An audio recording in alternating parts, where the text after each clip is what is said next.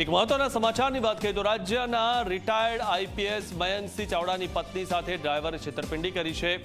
અમદાવાદના શિલજમાં જમીન વેચવાની છે તેમ કહીને ડ્રાઈવરે 18 લાખ રૂપિયા પડાવી લીધા। ડ્રાઈવર પર શંકા જતા આઈપીએસ મયંકસિંહના પત્નીએ સીધો જમીન દલાલને ફોન કરતા ડ્રાઈવરે કોઈ રૂપિયા ન આપ્યા હોવાનું સામે આવ્યું હતું। આઈપીએસના પત્નીએ અમદાવાદના ચાંદખેડા પોલીસ સ્ટેશનમાં ડ્રાઈવર વિરુદ્ધ નોંધાવી છેતરપિંડીની ફરિયાદ। ડ્રાઈવર વિરુદ્ધ ચાંદખેડા પોલીસ સ્ટેશનમાં ફરિયાદ નોંધાવવામાં આવી છે અને આઈપીએસની પત્ની જે છે તેની સાથે છેતરપિંડી થઈ છે। રાજ્યના પૂર્વ આઈપીએસ મયંકસિંહ ચાવડાની પત્ની સાથે છેતરપિંડી થઈ। ડ્રાઈવર જમીન વેચાણના નામે 18 લાખ રૂપિયા લઈને ફરાર થઈ।